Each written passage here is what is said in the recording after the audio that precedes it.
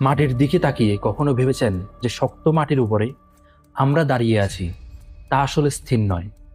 যদি আমি আপনাদের বলি, আমাদের এই ভারতবর্ষ একসময় এশিয়ার অংশই ছিল না। কোটি কোটি বছর আগে ভারত ছিল আফ্রিকা এবং আন্টার্কটিকার কাছাকাছি। সেখান থেকে ভাসতে ভাসতে এসে এশিয়ার সাথে ধাক্কা খেয়ে তৈরি করেছে আজকের ভারতবর্ষ। বিষয়টা শুনে কি অবাক লাগছে? নমস্কার। আগের পর্বে আমরা আন্টার্কটিকার রহস্য নিয়ে আলোচনা করেছিলাম। আজ আমরা ভূপৃষ্ঠের এমন এক রোমাঞ্চকর জার্নির কথা জানতে চেষ্টা করব, যা শুনলে আপনারা থমকে যাবেন। আজ আমরা জানব কিভাবে আমাদের পায়ের তলার মাটি প্রতিনিয়ত সরে যাচ্ছে। আজ আমরা পৃথিবীতে যে 7টি মহাদেশ দেখছি, 25 কোটি বছর আগে কিন্তু চিত্রটা এমন ছিল না। সমস্ত মহাদেশ একসাথে যুক্ত হয়ে একটি বিশাল সুপার কন্টিনেন্ট তৈরি করেছিল, যাকে বিজ্ঞানীরা বলেছেন প্যানজিয়া। এরপর পৃথিবীর ভেতরের প্রচণ্ড তাপে টেকটনিক প্লেটগুলো ভাঙতে শুরু করে। প্রায় 7 কোটি বছর আগে ইন্ডিয়ান প্লেট মাদাগাস্কার থেকে আলাদা হয়ে উত্তর দিকে অর্থাৎ এশিয়ার দিকে এগোতে থাকে। এই প্লেটটি এতটা দ্রুত এগোচ্ছিল যা ভূতাত্ত্বিক স্কেলে এক বিশাল রেকর্ড। এরপর এশিয়ান প্লেটের সাথে ইন্ডিয়ান প্লেটের সেই ঐতিহাসিক সংঘর্ষ। এই দুই বিশাল ভূখণ্ডের ধাক্কায় মাটি ভাঁজ খেয়ে উপরের দিকে উঠে গেল, আর এইভাবে জন্ম হলো পৃথিবীর সর্বোচ্চ পর্বতমালা হিমালয়ের। আজও কিন্তু ভারত উত্তরের দিকে এগোচ্ছে, আর সেই কারণে হিমালয়ের উচ্চতা আজও প্রতিনিয়ত কয়েক মিলিমিটার করে বেড়ে চলেছে। পাহাড়ের চূড়ার কথা তো বললাম, কিন্তু সমুদ্রের গভীরের কথা কি বলবেন?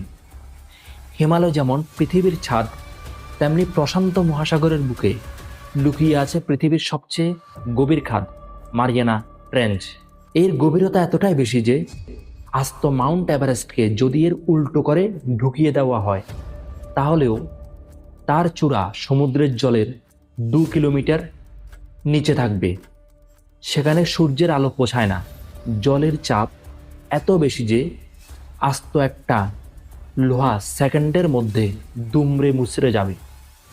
অথচ বিজ্ঞানীরা সেখানেও এমন কিছু অদ্ভুত এবং ভয়ঙ্কর জীবের সন্ধান পেয়েছেন, যা প্রমাণ করে প্রকৃতি যে কোনো চরম পরিবেশে প্রাণ টিকিয়ে রাখার ক্ষমতা রাখে। ভূগোল শুধু হিমালয় বা প্রশান্ত মহাসাগরের মতো বিশাল জিনিস নিয়ে নয়, এটি আমাদের প্রত্যাহিক জীবন এবং ইতিহাসকে সরাসরি নিয়ন্ত্রণ করে। এক্সাম্পল হিসাবে আমাদের দক্ষিণ ত্রিপুরার ভৌগোলিক অবস্থান এবং ফেনী নদীর কথাই ধরুন। একটি নদীর গতিপথ এবং সমতল ভূমি কিভাবে যুগের পর যুগ ধরে মানুষের যাতায়াত এবং অর্থনীতিকে নিয়ন্ত্রণ করতে পারে। ফেনী বিলোনিয়ার ইতিহাস তারও এক চমৎকার উদাহরণ। এক সময় এই ফেনী নদী এবং ঐতিহাসিক ফেনী বিলোনিয়া রেলওয়ে লাইনটি ছিল ভারত বাংলাদেশ সীমান্ত অঞ্চলের যোগাযোগ, বাণিজ্য এবং সংস্কৃতির অন্যতম প্রধান লাইফলাইন। একটি নির্দিষ্ট এলাকার ভৌগোলিক গঠন কিভাবে সেখানকার রেল বা সড়কপথ নির্মাণের সিদ্ধান্তকে প্রভাবিত করে এবং শেষমেশ সেখানকার মানুষের পেশা ও জীবনযাত্রাকে বদলে দেয়, তা গভীরভাবে অ্যানালাইসিস করলে সত্যি অবাক হতে হয়। অতীত আর বর্তমান তো দেখলাম, এবার চলুন ভবিষ্যতের দিকে তাকাই।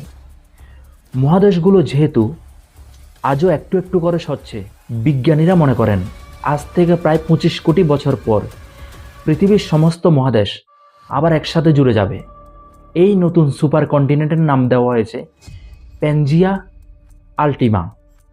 তখন হয়তো প্রশান্ত মহাসাগর বলে কিছু থাকবে না, আর ভারত থেকে আমেরিকায় হয়তো হেঁটে বা ট্রেনে চড়েই যাওয়া যাবে। তবে সেই পৃথিবীতে মানুষের অস্তিত্ব থাকবে কিনা তা সময়ই বলবে। তাহলে বুঝতেই পারছেন আমাদের পৃথিবী কতটা ডাইনামিক। কোটি কোটি বছর ধরে চলা এই ভৌগোলিক পরিবর্তনগুলোই আমাদের আজকের সভ্যতার ভিত্তি তৈরি করেছে।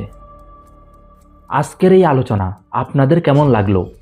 আপনারা কি মনে করেন ভবিষ্যতে মহাদেশগুলো এক হয়ে গেলে মানুষের জীবনযাত্রা কেমন হবে?